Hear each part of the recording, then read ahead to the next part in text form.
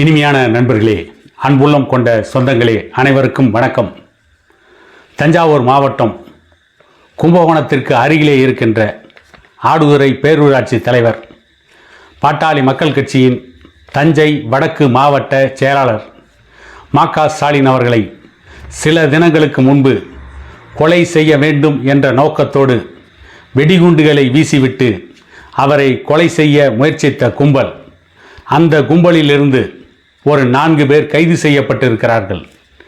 அவர்களுடைய கொலை முயற்சி திட்டத்திலிருந்து மா.க. ஸ்டாலின் அவர்கள் மயிரிழையில் உயிர் தப்பியிருக்கிறார்கள். ஏன் அவர் மீது இந்த கொலை முயற்சி நடந்தது என்பதை பற்றி தற்போது ஒரு மிகப்பெரிய திடுக்கிடும் தகவல் வெளியாகி இருக்கிறது. அதன் பின்னணி என்ன என்பதை பற்றியும், இன்றைக்கு கும்பகோணத்தில் நடந்த ஒரு போராட்டம் வெளி உலகத்திற்கு வெளிச்சத்திற்கு கொண்டு வந்திருக்கிறது. அதன் பின்னணி என்ன, அங்கே நடந்தது என்ன? ஒரு பாட்டாளி மக்கள் கட்சியின் வலிமையான மாவட்ட செயலாளர், அவர் நினைத்தால் ஒரே நேரத்தில் 500 பேரை கூட திரட்டி ஒரு 5 நிமிடத்தில் ஒரு ஆர்ப்பாட்டத்தை, ஒரு போராட்டத்தை கட்டமைத்து விட முடியும். அந்த அளவிற்கு செல்வாக்கு பெற்ற தலைவர். அதுவும் கும்பகோணத்தை மாவட்டமாக அறிவிக்க வேண்டும் என்று ஒரு ஒருங்கிணைப்பு குழுவை அமைத்து கும்பகோணத்தை மாவட்டமாக அறிவிக்க வேண்டும் என்று தொடர்ந்து போராடி கொண்டிருப்பவர். அவர் பொறுப்பு வகிக்கின்ற ஆடுதுறை பேரூராட்சி தலைவர். அந்த பேரூராட்சி இந்தியாவிலேயே மிகச்சிறந்த பேரூராட்சிகளில் 3வது பேரூராட்சியாக, அதுவும் 3 பேரூராட்சிகளில் ஒன்றாக தேர்வு செய்யப்பட்டிருக்கிறது. சில நகராட்சிகள் கூட சாதிக்க முடியாத பல நல்ல திட்டங்களை அந்த ஆடுதுறை பேரூராட்சியில் சாதித்திருக்கிறார் மா.க. ஸ்டாலின் அவர்கள். அவரை ஏன் கொலை செய்ய முயற்சித்தார்கள்? அதற்காக எப்படி திட்டம் தீட்டினார்கள்? ஏன் வெடிகுண்டை வீசினார்கள்? பீகார், ஒரிசா, அஸ்ஸாம் போன்ற மாநிலங்களில்தான் இந்த டைனமைட் கல்ச்சர், வெடிகுண்டு கலாச்சாரம் இருந்தது.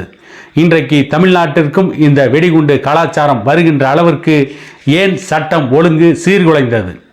மா.க. ஸ்டாலின் அவர்களை கொலை செய்வதற்கு இப்படிப்பட்ட பெரு முயற்சியை எடுக்க வேண்டிய அவசியம் என்ன என்பதை பற்றி பார்க்கின்ற பொழுது, பாபநாசம் சட்டமன்ற தொகுதிக்கு உட்பட்ட திருவைக்காவூர் தாலுகாவில் எடக்குடி என்கின்ற இடத்தில் கிட்டத்தட்ட 40 ஏக்கர் மணல் திட்டு இருக்கிறது. கொள்ளிடம் காவிரி ஆற்றின் கரையில், அந்த கொள்ளிடக்கரையில் அந்த 40 ஏக்கர் மணல் திட்டு இருக்கிறது. அந்த மணல் திட்டு இயற்கையாகவே அமைந்திருக்கிறது. அந்த மணல் திட்டு கிட்டத்தட்ட ஒரு 15 அடிக்கு மேலான உயரத்தில் அந்த மணல் திட்டு பல வருடங்களாக மணல் சேமித்து வைக்கப்பட்டிருக்கிறது. அந்த மணல் திட்டு அந்த பகுதி மக்களுக்கு பெரும் பாதுகாப்பாக இருக்கிறது.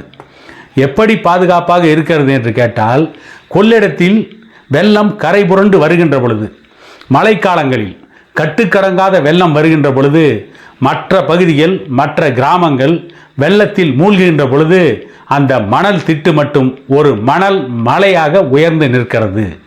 அப்படி 2 முறை வெள்ளப்பெருக்கு ஏற்பட்ட பொழுது பக்கத்தில் இருக்கின்ற பல கிராமத்தை சார்ந்த மக்கள் வெள்ளத்திலிருந்து தன்னை தற்காத்து கொள்வதற்கு அந்த மணல் மலையின் மேல் அமர்ந்துதான், அதன் மேல் குடிசை அமைத்துதான் அவர்கள் பல நாட்களாக சாப்பிட்டு உயிர் வாழ்ந்திருக்கிறார்கள், உயிர் பிழைத்திருக்கிறார்கள்.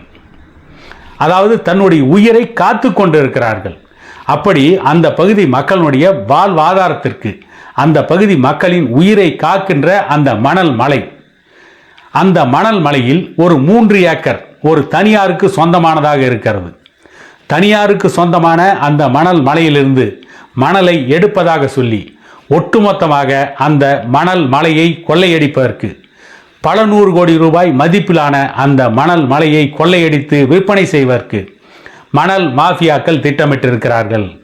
அந்த 3 ஏக்கருக்கு சொந்தமானவருடைய நிலத்தை அவரிடமிருந்து மிரட்டி வாங்கினார்களா, அபகரித்தார்களா, பணம் கொடுத்து வாங்கினார்களா என்று எந்த தகவலும் சரியாக தெரியவில்லை. ஆனால் நீதிமன்றத்தை நாடி இருக்கிறார்கள். நீதிமன்றத்தில் அவர்கள் பக்கம் நியாயம் இருப்பதை போல காட்டியிருக்கிறார்கள். நீதிமன்றத்திலிருந்து ஒரு உத்தரவை பெற்றிருக்கிறார்கள்.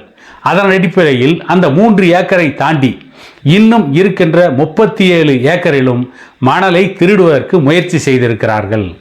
இதை கேள்விப்பட்ட அந்த பகுதி மக்கள் மணலை திருடக்கூடாது, எங்களுக்கு பாதுகாப்பு அரணாக இருந்து எங்கள் உயிரை காக்கின்ற இந்த மணல் மலையை அபகரிக்க கூடாது. இங்கிருந்து மணலை அள்ள விடமாட்டோம். எங்களுடைய உயிரை தாண்டி எங்களுடைய பிணத்தின் மீது தான் இந்த மணலை அள்ள முடியும் என்று அந்த மக்கள் போராடிய பொழுது அந்த மக்கள் மீது அடக்குமுறையை பிரயோகம் செய்ய காவல்துறை முயற்சித்த பொழுது, இன்னும் சொல்ல போனால் காவல்துறை அவர்கள் மீது நீதிமன்ற உத்தரவு இருக்கிறது என்று சொல்லி அந்த மக்களை மிரட்டி கொண்டிருந்த பொழுது அதை கேள்விப்பட்ட ஆடுதுறை பேரூராட்சி தலைவர், பாட்டாளி மக்கள் கட்சியின் மாவட்ட செயலாளர் மா.க. ஸ்டாலின் அவர்கள் சம்பவ இடத்திற்கு போய் அந்த மக்களுக்கு பாதுகாப்பு அரணாக இருந்து இன்னும் பல ஆயிரக்கணக்கான மக்களை திரட்டி அவரும் போராட்டத்தில் இறங்கியிருக்கிறார். அந்த இடத்திலேயே கடுமையான போராட்டத்தை நடத்தியிருக்கிறார். அதற்கு பிறகுதான் காவல்துறை பின்வாங்கி இருக்கிறது. மணல் திருட்டு நிறுத்தப்பட்டு இருக்கிறது. அதற்கு பிறகு 2 முறை பாபநாசத்தில் பாட்டாளி மக்கள் கட்சியின் சார்பில் மா.க. ஸ்டாலின் அவர்கள் போராடி இருக்கிறார். மிகப்பெரிய போராட்டத்தை நடத்தி இருக்கிறார். அந்த போராட்டத்தின் விளைவாக மணல் மாஃபியாக்களுக்கு வர வேண்டிய பல நூற்றுக்கணக்கான கோடிகள் வரவில்லை. ஆகவே அந்த மணல் மாஃபியாக்கள் என்ன நினைத்தார்கள்? எப்படியாவது மா.க. ஸ்டாலின் அவர்களை ஒழித்து விட்டால்தான் அந்த மணல் மலையை கரைக்க முடியும். அந்த மணல் மலையை விற்பனை செய்தால்தான் அந்த மணல் மாஃபியாக்கள் பண மலையில் ஏறி நிற்க முடியும். மணல் மலையை அழிப்பது, பணமலையை உருவாக்குவது, இதுதான் மணல் மாஃபியாக்களின் 2 அம்ச திட்டம். அதை செயல்படுத்துவதற்கு மா.க. ஸ்டாலின் அவர்கள் தடையாக இருக்கிறார். மக்களோடு நிற்கிறார். மணல் மலையை காப்பாற்ற வேண்டும் என்று கடுமையான போராட்டங்களை நடத்த தயாராக இருக்கிறார். ஏனென்று கேட்டால் மா.க. ஸ்டாலின் அவர்கள் இதை போல பல போராட்டங்களை நடத்திய ஒரு போராளி. ஆகவே அவருக்கு போராட்டங்களை ஒருங்கிணைப்பது சுலபமான செயல். ஆகவே எப்படியாவது மா.க. ஸ்டாலினை ஒழித்து கட்டிவிட்டால் அல்லது அவரை கொலை செய்து விட்டால் இந்த மணலை சர்வ சாதாரணமாக அள்ளிவிடலாம். அந்த மணல் மலையை கரைத்து விடலாம். அதற்கு தடையாக மா.க. ஸ்டாலின் இருக்கிறார் என்றுதான் திட்டமிட்டு மணல் மாஃபியாக்கள் கூலிப்படையை வைத்து அதற்கு கூலிப்படையை ஏற்பாடு செய்து சமயம் பார்த்து ஆடுதுறை பேரூராட்சியில் மா.க. ஸ்டாலின் அவர்கள் இருக்கின்ற பொழுது, இன்னும் பல பேரோடு அவர்கள் அலுவலகத்தில் இருக்கின்ற பொழுது திட்டமிட்டு வெடிகுண்டுகளை வீசி திசை திருப்பினால் மா.க. ஸ்டாலின் அவர்கள் ஆடுதுறை பேரூராட்சி அலுவலகத்தை விட்டு வெளியே வருவார். அப்பொழுது அவருடைய கதையை முடித்து விடலாம் என்று திட்டமிட்டார்கள். ஆனால் கொலையாளிகள் போட்ட திட்டம் சுக்குநூறாகி கிணறு வெட்ட பூதம் கிளம்பியதைப் போல கடைசியில் கொலையாளிகள் அந்த கொலை முயற்சியில் தோற்றுவிட்டார்கள். அந்த கொலை முயற்சியிலிருந்து மா.க. ஸ்டாலின் அவர்கள் அதிர்ஷ்டவசமாக உயிர் தப்பியிருக்கிறார். அவர் உயிர் தப்பியதற்கு பக்கத்திலே இருந்த பல நண்பர்கள் காரணமாக இருந்திருக்கிறார்கள். மா.க. ஸ்டாலின் அவர்கள் அந்த அலுவலக கழிவறையில் நுழைந்து பூட்டி கொண்டதை யாரும் சொல்லவில்லை. அவர் அலுவலகத்தை விட்டு வெளியே போய்விட்டார், அந்த பக்கம் போய் பாருங்கள் என்று சொன்னதை நம்பி அந்த கொலையாளிகள் வெளியே போயிருக்கிறார்கள்.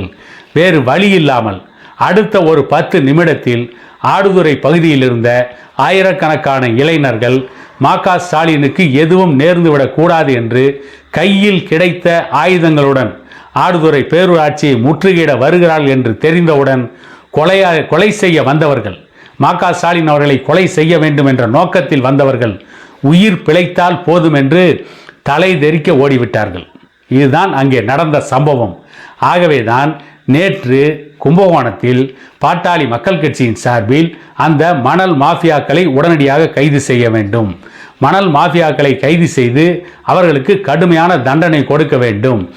இந்த கொலை திட்டத்தை நிறைவேற்றுவதற்கு, இந்த கொலை சதி திட்டத்தை நிறைவேற்றுவதற்கு பின்னணியில் இருந்தவர்கள் யார்? அவர்களை கண்டுபிடிக்க வேண்டும். தயவுதாட்சண்யம் இல்லாமல் நடவடிக்கை எடுக்க வேண்டும் என்று போராட்டம் நடத்தியிருக்கிறார்கள். நான் என்ன கேட்கிறேன், ஒரு பாட்டாளி மக்கள் கட்சியின் மாவட்ட செயலாளர், ஒரு கடுமையான கள போராளி, அவர் நினைத்தால் மக்களை திரட்டி மாபெரும் போராட்டங்களை கட்டமைக்க முடியும். அந்த அளவிற்கு செல்வாக்கு படைத்த பாட்டாளி மக்கள் கட்சியின் ஒரு மாவட்ட செயலாளர், தமிழகம் எங்கும் பேசப்படுகின்ற ஒரு மிகப்பெரிய ஆளுமை, அவரையே கொலை செய்வதற்கு திட்டமிட்டு சதி திட்டம் போட்டு மணல் மாஃபியாக்கள் செயல்படுகிறார்கள் என்று சொன்னால், தமிழ்நாட்டில் மணல் மாஃபியாக்கள் பொருளாதார அடிப்படையில் எந்த அளவிற்கு மிருக பலத்தோடு இருக்கிறார்கள் என்பதை கவனத்தில் எடுத்துக்கொள்ள வேண்டும். ஆகவே உடனடியாக தமிழக அரசும் காவல்துறையும் இந்த பிரச்சனையில் தலையிட்டு அந்த சதி திட்டம் தீட்டிய மணல் மாஃபியாக்கள், அந்த மணல் மாஃபியாக்கள் யாராருக்கு பணம் கொடுத்தார்கள், எவ்வளவு பணம் இதிலே கைமாறியது, இதில் நடந்த சதி திட்டம் என்ன என்ற உண்மைகளை ஊருக்கு நாட்டுக்கு வெளிச்சம் போட்டு காட்ட வேண்டும். அவர்கள் அனைவரையும் சட்டத்தின் முன்னால் நிறுத்தி உடனடியாக தண்டனையை பெற்றுத்தர வேண்டும் என கேட்டுக்கொண்டு இன்னொரு காணொளியில் உங்களை சந்திக்கும் வரை உங்களிடமிருந்து விடைபெறுவது உங்கள் எடப்பாடி துரைசாமி.